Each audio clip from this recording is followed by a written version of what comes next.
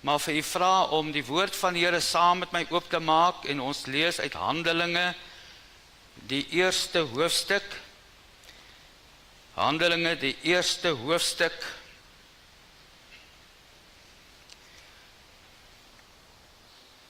Die Here het hierdie woord wat ek vanmôre moet bring, baie duidelik op my hart kom lê. Deur die nag het ek hiermee geworstel en ek vertrou die Here dat dit wat op my hart is, nie altyd dit wat hier voor my papier is nie, maar dit wat in die hart is en dit wat in God se hart is, dat u dit vanmôre ook sal hoor.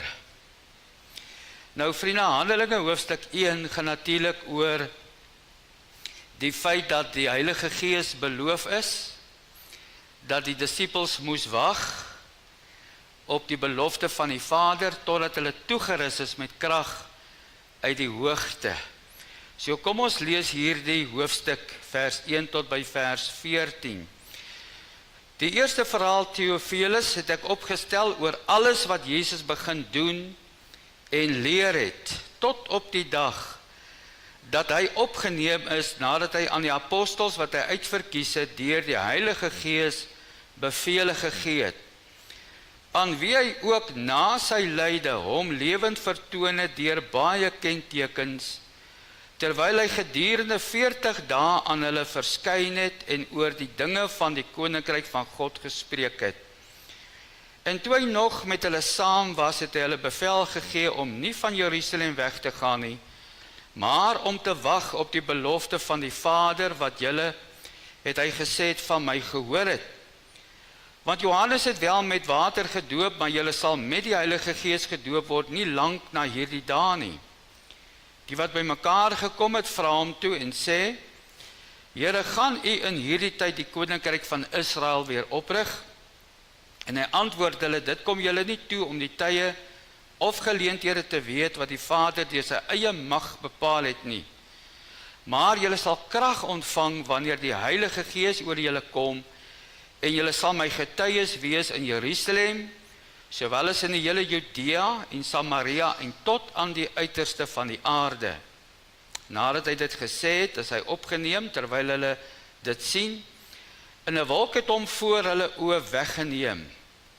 En toe hulle nog stip na die hemel kyk terwyl hy weggaan, staan daar 2 manne in wit klere by hulle wat sê, Galileese manne, waarom staan julle en kyk na die hemel?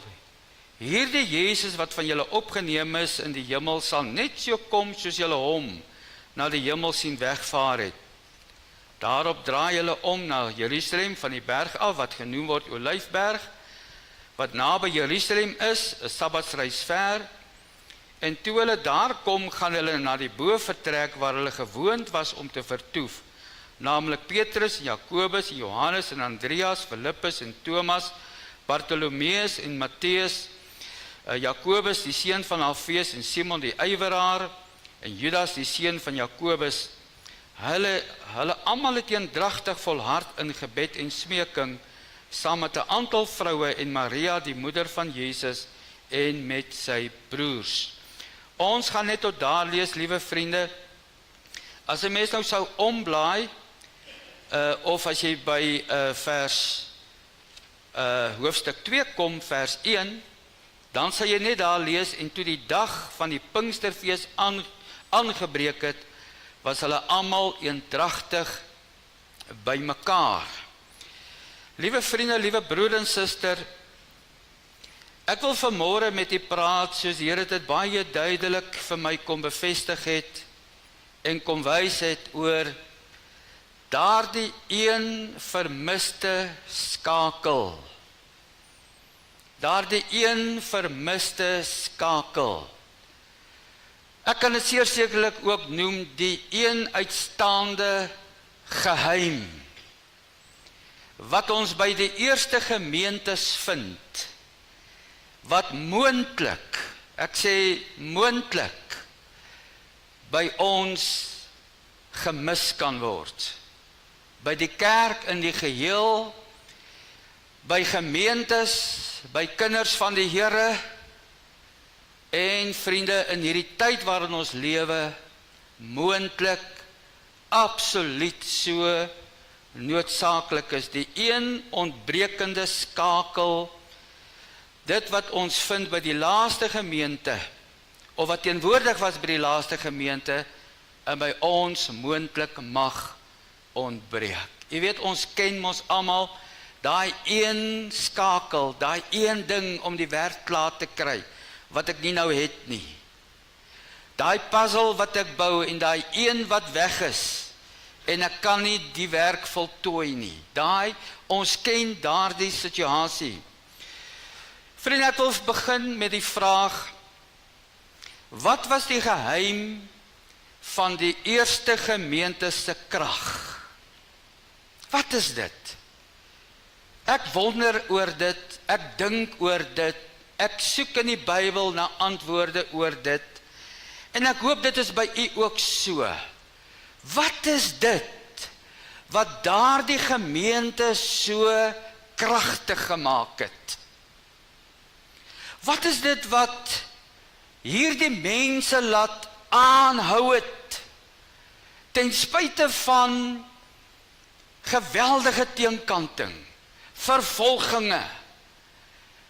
Wat was dit wat hulle met blymoedigheid, met standvastigheid, met getrouheid, met opoffering laat leef het, kom wat wil, kos wat wil? Wat was die skakel dat die kerk in daardie tyd so geweldig gegroei het, en vir jare so gegroei het, en aangehou het om te groei, en talle mense gered geword het? Wat is dit wat ons vandag, meer as 2000 jaar na die geboorte van die eerste kerk, en die gemeentes en hulle ervarings, kan laat terugkyk en kan sê, maar daar moes iets gewees het, wat die basis gevorm het van hulle krag, die basis van hulle getuienislewering, die basis van hulle oorlewering, die basis waarom ten spyte van soveel teenkantinge, vervolginge, en die verkondiging van die woord wat teëgestaan is, hulle nogtans laat aangaan het. Dit is vrae wat 'n mens soms laat wonder, en jou laat besef, maar daar moet iets wees. Daar moet 'n antwoord wees op dit. Wat is daardie geheim? Wat is daardie vermiste skakel? En liewe vriende, as ons nou regtig eerlik met mekaar wil wees, en nie net hier nie, maar ek wil sê wêreldwyd in ons land, oor die toestand van die kerk in hierdie laatuur waarin ek en jy lewe, in hierdie moderne tyd waarin ons is, dan moet ons erken, ons moet soos Daniel van ouds sê, ook ek en my huis het gesondig. Ons moet ook sê dat daar is iets wat moontlik by ons mag ontbreek, en wat regtig ontbreek. En liewe vriende, wanneer ons eerlik raak oor vandag, dan moet ons sê, die moderne kerk het nie dieselfde vrug en krag, en opoffering, en oortuiging, en moed, en geloof, as wat ons daar sien, as wat ons sien in die blaai van die Bybel, hoe dit vir ons opgeteken, en voorgehou word as 'n standaard nie. Daar is vandag dalk groter groepe byeen, op hierdie oomblik, duisende mense. Daar's immers, ek dink 8 biljoen mense op hierdie planeet. Daar is baie mense, daar is vandag baie groter en mooier gebou as wat 'n mens ooit kan dink, waar mense die voorreg het om na toe te gaan. Daar is vandag baie kommissies en vergaderings, daar's aksies en daar's seminare en daar's kursusse en daar is soveel dinge. Maar die vraag is daar nie tog iets wat ontbreek nie? Ontbreek, omdat mense maar net aangaan, en gemeentes maar net aangaan, en gemeente groei is as gevolg van die een gemeente se mense gaan in die ander gemeentes toe, maar die wêreld raak onaangeraak of bly onaangeraak, en min mense kom kragtadig berouvol tot redding, tot bekering, tot inkeer. En selfs dat wanneer jy kyk na die kerk, ek praat van in die geheel, dan ontbreek daar die oorgawe, daar die absolute toewyding, daar die opoffering. Dit is asof daar die spontane getuienislewering net ontbreek. En liewe vriende, dis nie asof dit jare terug so was nie, net sommer nou die dag was dit nog so gewees, maar dit is asof dit begin ontbreek en meer ontbreek. Opreg kan gevra word of die kerk in die algemeen nie tog maar soos wat die Here Jesus en Paulus en die profete dit beskryf het, eintlik maar die krag verloor en net 'n gedaante van godsaligheid het nie. En ja, ons kan sê, maar ons leef in hierdie tyd van verkoeling en afval. Ons leef in die laaste dae, en dit is so, vriende. Maar die Here het gesê, dit sal so wees, nie omdat hy dit so wil hê nie. Hy het gesê, dit sal die kenmerk wees van die tyd waarin ons lewe. So ons kan nie maar sommer net aanvaar, dat as gemeente, as kinders van die Here, hulle krag verloor het, hulle getuienislewering verloor het, en hulle geestelike energie verloor het. Wel, dit is maar deel van die lewende, en ons moet maar net so aangaan, dit moet so wees nie, nee, nooit nie, vriende. Want indien ons so redeneer, het ons 'n geweldige probleem. Want hulle is daar geestelike agteruitgang orals bespeur. Is dit nooit God se wil en doel nie, vriende. Hy het die kerk daar gestel om dinamies te wees, groeiend te wees, om te getuig, om 'n impak te hê in hierdie wêreld, om toe te neem in die kennis van die Here Jesus Christus, om, soos die Bybel sê, oorwinnaars, maar selfs meer as oorwinnaars te wees. En in die woorde van Paulus, om altyd te triomfeer. So as dit ontbreek, waar lê die probleem? Wat is die krisis in vandag se kerk? Vriende, ek wil by die geleentheid met u dan praat oor hierdie een uitstaande geheim en skakel wat by hulle teenwoordig was en moontlik in die kerk vandag nie teenwoordig is nie. Wat was die geheim? Wel, liewe vriende, ek wil sê, hierdie mense het gebid. Hulle was 'n biddende gemeente. Daardie mense het gebid. Daardie mense het aanhou bid. Daardie mense het die geheim geken van volhardende gebed. Daardie mense het ondanks die patroon waarin hulle ook was en waar hulle vasgevang was, die patroon van vervolginge en teenkanting en mense wat niks met hulle te doen wou gehad het nie, hierdie mense gebid. En ek praat nie van sommer net bid, omdat bid is nie. Ek praat van aanhoudende, volhardende, deurbid, vashou totdat God antwoord. Hulle was 'n biddende gemeente. En vriende, wanneer jy kyk na hoe dat die Handelinge gemeente gefunksioneer het, en hoe dat Paulus dit beskrywe later, en Lukas dit beskrywe, dan sien jy hierdie mense, hulle het nie besluit, hulle het nie beweeg, hulle het nie gereageer, hulle het nie iets aangepak sonder om deeglik seker te maak, die wil van God is afgebid, dit is verkry, almal het sekerheid daarvan, en ons het die leiding van die Gees van God, en ons gaan voort deur die leiding van die Gees van die Here nie. Vriende, hierdie mense het die geheim geken, om van God te vra, om van God te verwag, en van God te verkry, deur gebed. Hierdie mense het geglo, wat Jesus vir hulle gesê het, ek is die wynstok, julle die lote, wie in my bly sal vrug dra, sonder my kan julle niks doen nie.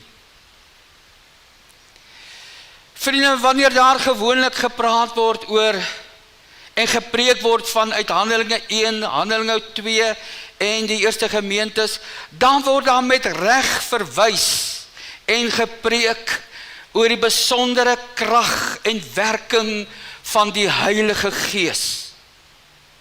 Natuurlik, dis met reg so, want die Heilige Gees is uitgestort. Julle sal krag ontvang wanneer die Heilige Gees oor julle kom, het die Here Jesus vir hulle gesê, en dit het so gewees, en dit was so, hulle kon aangaan deur die krag en werking van die Heilige Gees, getuies vir Jesus. Maar wat sit agter dit? Wat is die basis van dit? Waar het dit vandaan gekom? Kan ons dit so vra, wat was die bron daarvan? Wat was een belangrike feit en skakel, dat die Gees van God uitgestort sou word? Dis die gebede van kinders van God in 'n boefretrek, totdat die Here geantwoord het.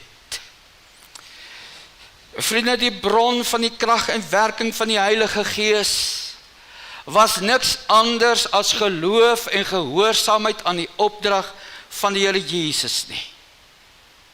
Toe hy vir hulle gesê het in Lukas 11 vers 13, as julle dan wat sleg is weet om goeie gawes aan julle kinders te gee, hoeveel te meer sal die Hemelse Vader die Heilige Gees gee aan die wat hom bid.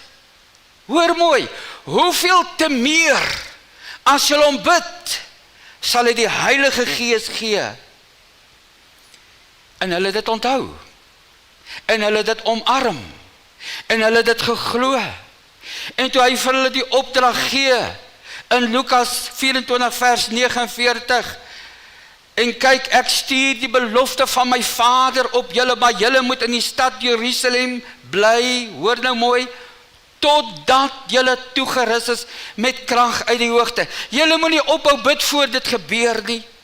Julle moet nie moeg en moedeloos word en sê dit sal nie gebeur nie, totdat, aanhou, volhardend, totdat die belofte waar is, totdat julle toegerus is met krag uit die hoogte. En dis die geheim. Dis die skakel wat ek dink gemis word vandag.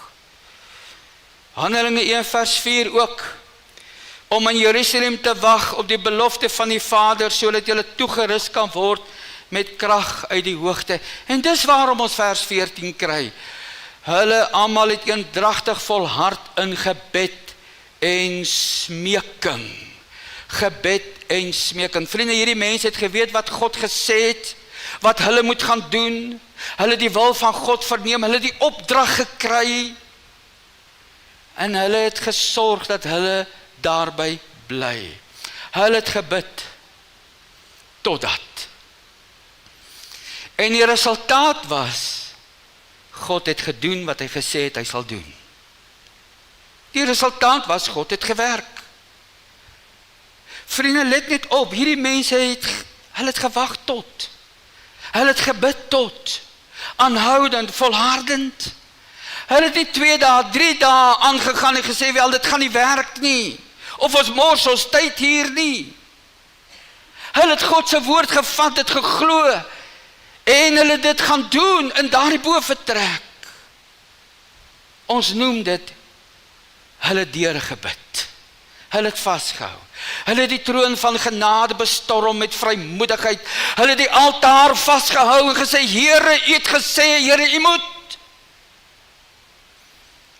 En die Here het gedoen wat hy beloof. My vriende, u weet, ek het net al gesê, voordat ons begin het, die patrone waarin ons lewe. Ons is in 'n kitseeu. Alles is kits, alles is vinnig.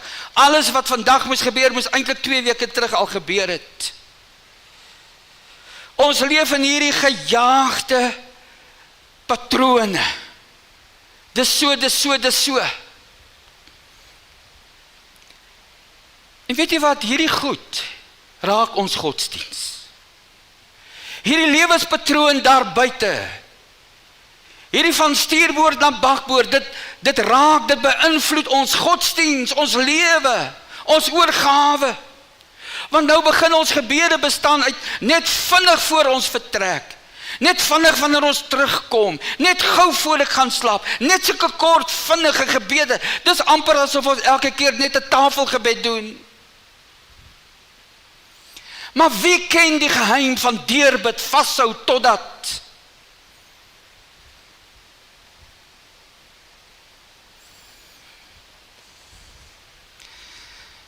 Ek onthou, vriende, my kort lewe in 'n eenvoudige gemeente wat klein was, toe ek nog so 'n jong seun was, hoe dit ons nagte gebid het. Nagte. Hoe dat ons God vertrou het. En nu dat ons gesê het, Here, hierdie gemeente, Here, hierdie kerk, Here, hierdie mense, ons het u krag nodig, ons het herlewing nodig en God het dit gedoen. Het mense by die kruis uitgekom het, gered geword het, kinders van die Here geheilig geword het, krankes geraak is, genees is. Hoekom? Mense het gebid, nagte, hulle was bereid om deur te bid, vas te hou totdat.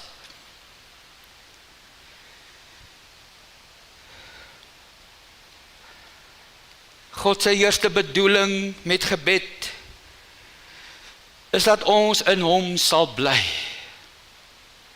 totdat hy antwoord, totdat daar vrug is, dat ons hom sal ontmoet en wag, totdat hy antwoord.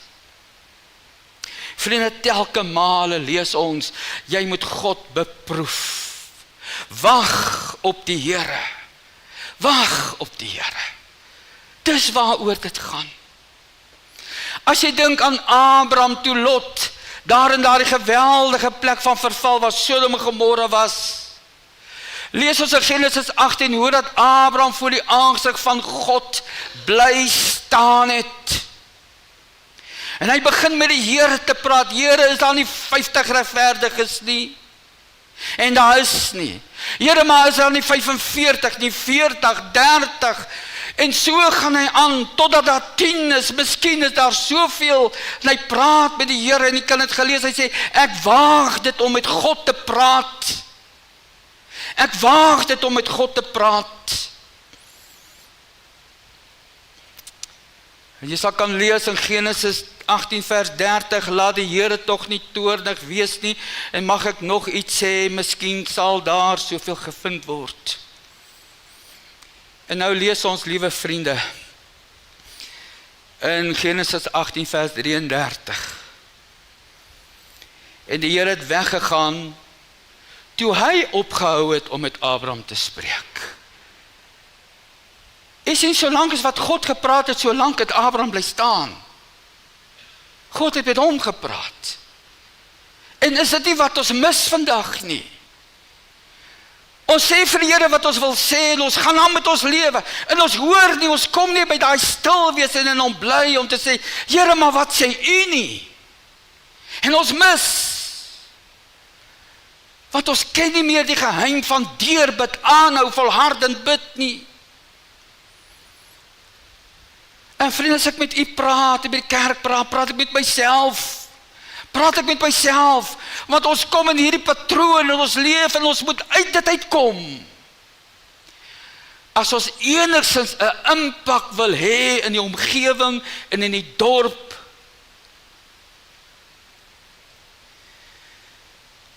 Jesaja 62 vers 6 sê, o Jerusalem, ek het wagte op jou mure uitgesit, wat gedurig deur die hele dag en die hele nag nie sal swyg nie. O julle wat die Here herinner aan sy beloftes, hoor mooi, moenie rus nie. Maar kan God dan nie sommer net doen wat hy wil nie? Kan die Here dan nie sommer die vyande wat in aantog is, hier nou na hierdie mure van hierdie stad, maar net uitwis hulle die see injaag nie? Nee, die Here sê, bid. Moenie hom laat rus nie, hy sal die beloftes, hy sal doen wat hy moet doen.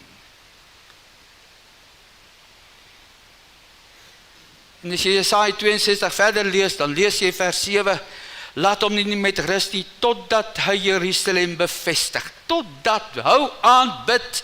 Dis vir Jesaja gesê, dis vir ons gesê, dis vir die volk gesê, totdat dit sal gebeur, en dit nog nie gebeur nie, dit moet nog gebeur. Hou aan, bid, dis wat hy vir hulle sê. In Lukas 18 vertel die Here Jesus van 'n weduwee wat onreg aangedoen is, deur 'n onregverdige regter. Sy stel 'n saak voor hierdie regter, en hy wil nie aan haar goed doen, hy wil nie aan haar reg doen nie, maar sy hou aan en aan en aan, totdat daardie onregverdige regter uiteindelik sê, wel, ek sal in jou reg doen. En vriende, weet jy wat? Die Here Jesus gebruik dit as 'n beeld, hoe ons by God moet aandring. Aandring. Met respek, met eerbied. Ek as nietige skepsel, hy die hoë en verhewe God, in sy mag en sy majesteit, hy laat my toe om met hom te praat. Lukas 18 vers 7 sê, sal God dan nie reg doen aan sy uitverkorenes wat dag en nag tot hom roep nie. Vers 8 sê, en ek sê vir julle dat hy gou aan hulle reg sal doen, maar, en hier is die vraag, maar as die Seun van die mens kom, sal hy die geloof op aarde vind? Om vas te hou, om aan te hou, om nie op te gee nie, om te bid. Nou vriende, dit wat ons hier sê, dit wat ons hier vind in Handelinge hoofstuk 1, Handelinge hoofstuk 2, daar by die uitstorting van die Heilige Gees, was nie net 'n eenmalige volhardende gebed nie. Hierdie mense het aanhou bid. Hulle het aanhou bid. Op Pinksterdag is daar omtrent 3000 siele gered, weet ons. Wat maak hierdie 3000 mense? Wat maak hulle nou? Hulle is nou gered, wat maak hulle nou? Wel, Handelinge 2 vers 7 vers 42 sê, en hulle het volhard in die leer van die apostels en in die gemeenskap en in die breking van die brood en in die gebede. Vriende, daardie oomblik toe hierdie mense tot redding kom. Dis wat die Bybel vir ons hier wil sê, daar was eintlik 'n spontane aksie, 'n spontane reaksie. Hierdie mense sê, ons het die woord nodig. Maar hulle besef die krag en die effektiwiteit van gebed, en hulle kom saam om te bid.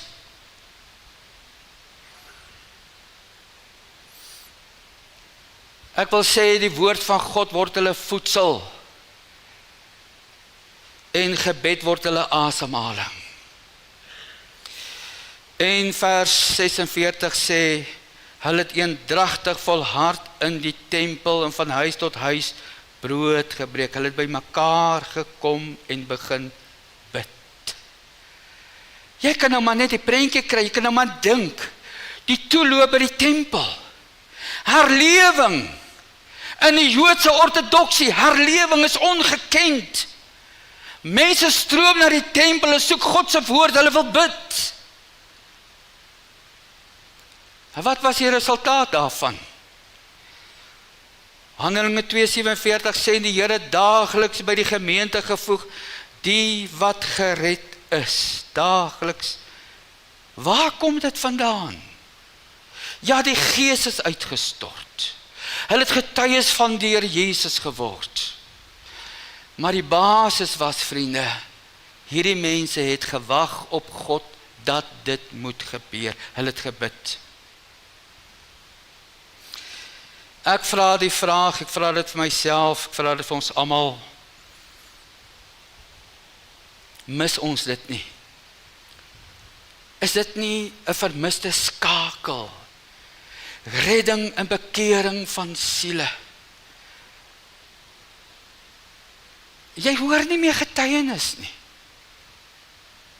Ek hou nie altyd daarvan om vanuit my verlede te praat nie. Maar vriende, ek onthou toe ek so jong tjokkertjie was. Die dominee kon amper nie begin preek nie, want die een na die ander het gesê, dominee, ek wil net gou vertel wat die Here gedoen het. Dominee, ek wil net gou vertel hoe die Here my siel gered het. Dominee, die Here dit vir my gedoen, kan ek net getuig nie?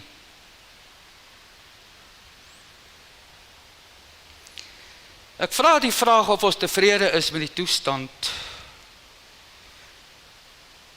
en of die gebrek vandag nie 'n klag is teen ons as kinders van die Here nie.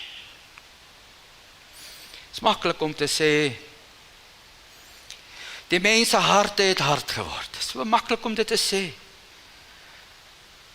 Maar vriende, ek ken 'n woord wat vir ons sê, dat God se woord kan die hardste hart vermorsel.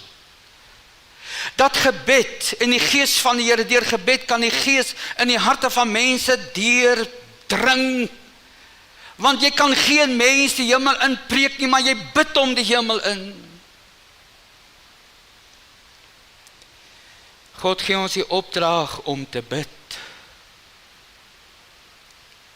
Wanneer hy aan 'n jong dominee skryf in Timoteus vir Timoteus, en hy vir hom die orde van hoe dit in 'n gemeente behoort te wees, wat is die verwagting van die kerkraad, van die diakens, van die vrouens, van die dames, van die dienaresse, en hy vir hom dit alles gee in 1 Timoteus, jong Timoteus, dit is hoe dit moet wees wanneer ek weg is, dis waarmee jy moet aangaan. Hoor mooi wat hy vir hom sê. Hy sê vir hom in 1 Timoteus 2 vers 1, hy sê in die eerste plek, vermaan ek dan, dat smekinge, gebedes, voorbedes, dankseggingen gedoen moet word vir alle mense. Timoteus kom vir Paulus, vra Paulus, maar waarom? Waarom in die eerste plek? Dan sou hy antwoord in vers 3, want het is goed en aangenaam voor God ons verlosser, wat wil hê dat alle mense gered moet word, en tot kennis van die waarheid moet kom. Hierdie mense het gebid, en God het gedoen. En vriende, wanneer ons aangaan, wanneer ons sou voortgaan, dan kom jy in Handelinge 4. Kom ons gaan net so 'n bietjie aan met Handelinge. Net so vir 2 of 3 gebeure nog. Kom in Handelinge 4. Dan vind jy die eerste werklike teestand wat hierdie gemeente beleef. Die Heilige Gees is uitgestort, siele is gered, is nou al hier by 5000 en hulle is gered en dit gaan wonderlik goed met hulle. En dan kom die eerste teestand. Maar wat vind jy? Hulle bid in die skadu van vervolginge, teestand. Want in Handelinge 4 word hulle gedreig. Johannes en Petrus word gedreig. En Petrus, Johannes, en hulle word voor die Joodse raad gedaag. En hulle word gesê, julle mag in die naam van die Here Jesus nie meer spreek nie, julle mag dit nie doen nie. Ons verbied julle.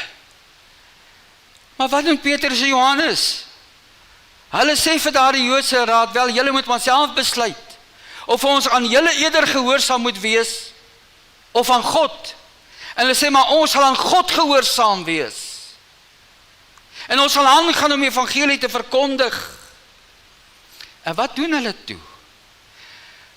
Die Bybel sê, hulle gaan terug na hulle eie mense. En toe hulle terugkom by daardie mense, vriendie, kan het gaan lees in Handelinge hoofstuk 4, dan by vers 23. Ek wil dit net vir julle lees, en nadat hulle losgelaat was toe, het hulle na hulle eie mense gegaan, en alles vertel wat die owerpriesters en die ouderlinge aan hulle gesê het. Hoor vers 24. En toe hulle dit hoor, het hulle eendragtig die stem tot God verhef en gesê, Here, U is die God van die hemel en die aarde, en die see wat alles, en die see en alles wat daarin is gemaak het. Hulle weet nou wat om te doen. Hulle weet in die skadu van beproewing, wat moet ons doen? Ons moet bid. En jy kan gaan lees hoe dat hulle bid, hoe dat hulle God herinner aan sy beloftes. Beloftes van wat die Here Jesus sou kom doen en wat die Here Jesus gedoen het. En hulle vra die Here, steek tog jy hand uit en help ons. En vriende, wat die Here doen is, hy vul hulle opnuut met sy gees. Hy gee hulle krag vir daai beproewing. Hy gee hulle in staatstelling vir die krisis. Want hierdie mense het gebid en gevra en gekry. Hulle het die geheim geken van volhardende, eendragtige gebed. Is vir my so mooi om daaraan te dink.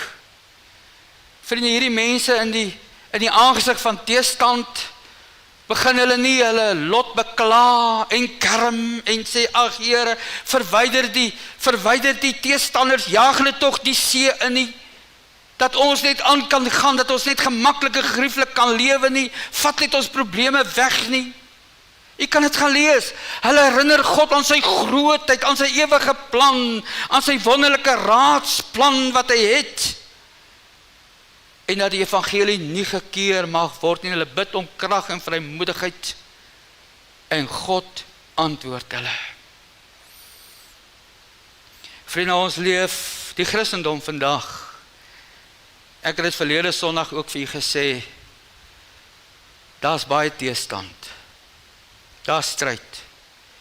Weet jy, as jy net gaan lees op sosiale media, dan kom jy agter ons eie mense glo God nie meer nie. Hulle het nie saak met die Bybel nie. Dis teenkanting. Ons sien dit in die media, dit kruip die skole in, dis in die vanaf die hoogste kringe, tot op die laagste vlakke.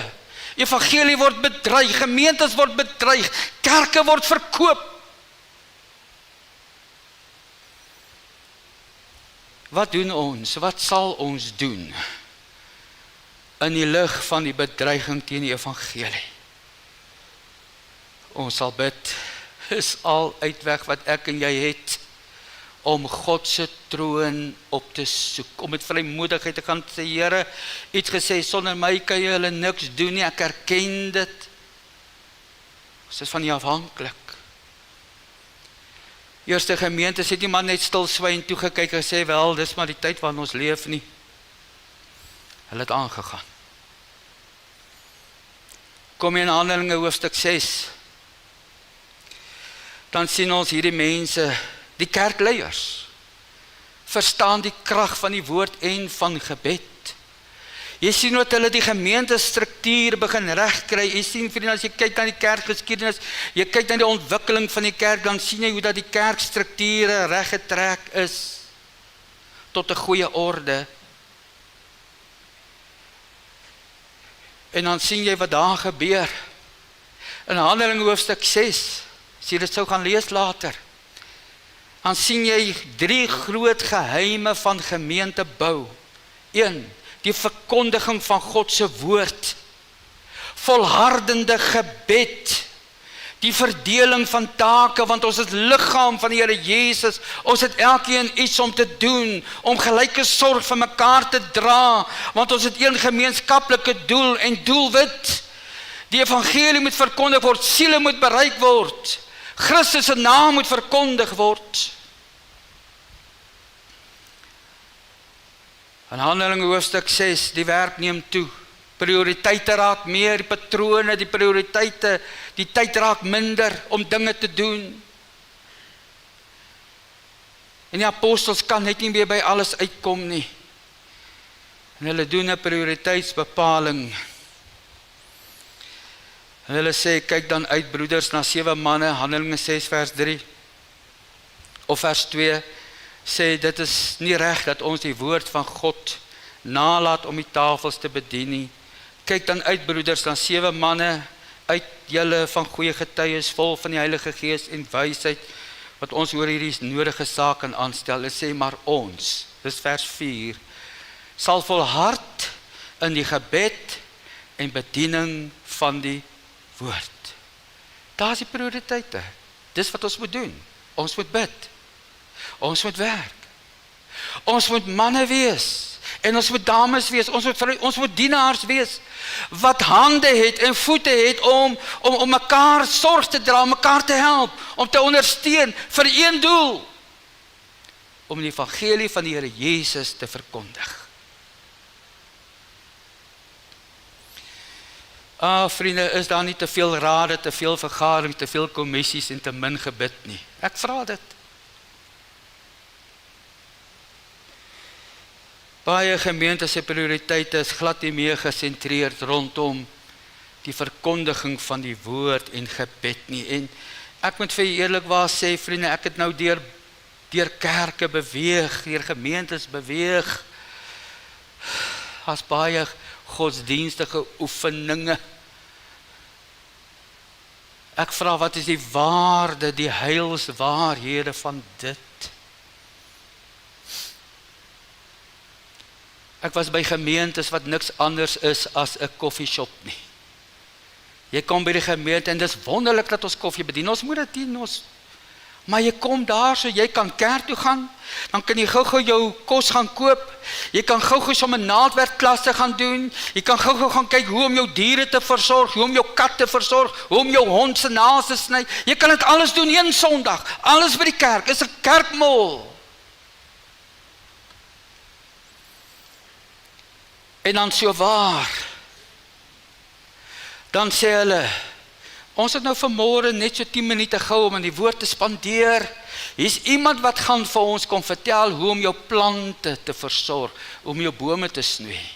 Sondagoggend, in die eredienstydperk. Dis hoe die kerk lyk. Ek dank die Here dat dit nie so by ons kerk is nie. Maar ons moet waak teen oppervlakkige besigheid en waak dat ons nie die doel mis van die evangelie en die verkondiging van die woord en wat God vir ons gesê het om te doen nie. En toe daar die kerkraad en daar die gemeentes, daai predikante die prioriteite reg trek, weet jy wat is die resultaat? Handelinge 6 vers 7. En die woord van God het toegeneem, en die getal van die disippels het in Jerusalem baie vermeerder. Ons glo mos aan die woordelike inspirasie van die skrif. Geen woord is sommer maar net daar nie. Dis daarmee te doel. Baie toegeneem, baie vermeerder. En 'n groot menigte van priesters het gehoorsaam geword aan die geloof. Kom ek hou aan hierdie laaste voorbeeld voor wat ek wil noem van hierdie mense wat gebid het. Jy kom in Handelinge 12. Handelinge 12, Petrus is toegesluit. Hy word bewaak deur 4 wagte. Herodes sou aan hom die volgende dag kwaad doen. Herodes het nie lank voor dit nie, het hy Jakobus, die broer van Johannes, onthoof. Hy het hom met die swaard vermoor. En hier is die volgende kerkleier, Petrus, toegesluit, bewaak. Die volgende dag sou daar hom kwaad gedoen word, hy sou ook onthoof word. Maar wat gebeur in die huis van 'n eenvoudige dienares van Maria? Daar in daardie huis is baie mense bymekaar, is in die nag, hulle is besig om te bid. Daar's 'n groep mense op hulle knieë voor God, besig om in te tree vir 'n man in die tronk. Handelinge 12 vers 5 sê, so is Petrus dan in die gevangenis bewaak. Maar hoor mooi, maar daar het 'n aanhoudende gebed tot God deur die gemeente vir hom opgegaan. Vriende, hulle het aanhou bid totdat hy voor die deur kom staan het. Hulle het aanhou bid terwyl God die grendels en die slotte breek. En die Here 'n engel stuur om Petrus uit die gevangenis uit te lei. En ons lees toe Petrus nie mooi weet wat is aan die gang, hy dog eers is 'n droom waarin hy is. Want hoe is dit moontlik dat ek uit hierdie tronk uitgelei word? Wel is moontlik, Petrus, want mense het vir jou gebid. 'n naglank vir hom gebid. Handelinge 12:12, want daar was baie in die gebed by mekaar. Ek vra die vraag vanmôre aan u. Ek vra dit aan myself. Is ons bereid om 'n nag te bid vir iemand in die hospitaal? Is ons bereid om vir iemand te bid in 'n werkskrisis? Is ons bereid om te bid en deur te bid en aan te hou, bid in God vashou en te vertrou, om daardie seun, daardie dogter, daardie mens, in die grepe van Satan, om hulle vanuit dit te verlos, in die greep van dwelms en drank en een of ander verslawing, is ons bereid om dit te doen? Of moet ons sê, wel, ek het nie die tyd nie. Ek het dinge om te doen, ek het prioriteite, ek het hier, ek het daardie om te doen. Die eerste gemeente is 'n geheim tot geestelike sukses, geestelike oorlewing, geestelike groei, geestelike diens, aanhoudende, volgehoue, getroue gebed. Gebed tot God. Hulle het geweet wie hy is. Hulle het geweet hy het al die mag. Hulle het geweet wat God kan doen. In diepe afhanklikheid, Here, ons kan nie doen as u dit nie doen nie. Vriende, waarom sou die Here Jesus ons geleer het om te bid? Verlos ons van die bose. As die Here my lei, sal ek volgende week so 'n bietjie daaroor praat. Oor hierdie stryd waarin ek en jy is. Hierdie geestelike stryd waarin ons is. Maar nou moet u weet vanmôre, as ons nie bid nie, soos Jakobus vir ons sê, julle begeer en julle het nie. Julle pleeg moord en is naaiwerig en julle kan niks verkry nie. Julle veg gemaak oorlog en julle het nie, omdat julle nie bid nie. Sien u hoe vinnig die krag van gebed verlore kan gaan, selfs in Jakobus se tyd. Jakobus was die predikant van die Jerusalem kerk. Nie lank nadat hierdie mense gebid en aangehou het, en God gesien werk het nie, verloon hulle en verloor hulle ook self die krag van gebed. Jakobus moet hulle aanspreek. Vriende, hoeveel te meer nie vir ons vandag, in die tyd waarin ek en jy lewe nie. Sal die Here ons help om terug op ons knieë te kom. Ek wil u uitdaag om weer te begin bid. U sê, dominee, ek bid. Ek wil u uitdaag om aanhoudend te bid. Om deur te bid. Om vas te hou. Om as man en vrou weer saam te kom en te bid. Om maar 'n bietjie voor die tyd op te staan, of later wakker te bly te sê, ons bid, ons het kinders in ons huis, ons kleinkinders, ons moet vir hulle bid. Om weer saam met die kinders boeke te vat, soos die mense, soos ons gesê het in die ou dae. Weer in jou binnekamer te kom, om die tyd uit te koop, om weer as gemeentes by mekaar te begin kom, as groepe, om te bid. Ons nood is vandag so groot, liewe vriende. Jesus het gesê, bid en vir julle sal gegee word, Matteus 7 vers 7. Glo ons dit. Soek en julle sal vind. Klop en vir julle sal oopgemaak word. Want elkeen wat bid ontvang en hy wat soek vind en vir hom wat klop sal oopgemaak word. Dis God wat dit sê. Dis ons wat moet bid en soek en klop tot hy die deur oopmaak. Amen. Kom ons buig ons hoofde. Dierbare Here, ja, ons moet almal erken vanmôre, dit ontbreek ons so aan hierdie gemeente, dit wat hulle gedoen het, dit wat U vir hulle gesê het, dis 'n geheimnis wat hulle gehad het, Here, dis wat hulle gedoen het en ons kom dalk nie meer daar uit nie. Here, ons moet eintlik sê, ons kom nie meer daarby uit nie. Ons wil U vra, herstel ons, Here, in gebed. En voor U aangesig, laat ons ook soos Abraham van ouds voor U aangesig bly staan. Laat ons op ons knieë bly, soos die profete van ouds. Laat ons soos Paulus maak, ons bid en ons bid. En die Here sal werk, soos die gemeentes. Here, help ons. Ons het U nodig in 'n tyd, in hierdie tyd waarin ons leef, ons kan nie sonder U nie. Ons vra U dat U die gees van gebed, die Heilige Gees, wat in die woord genoem word, die gees van genade en die gees van smekinge, oor ons uitstort, Here.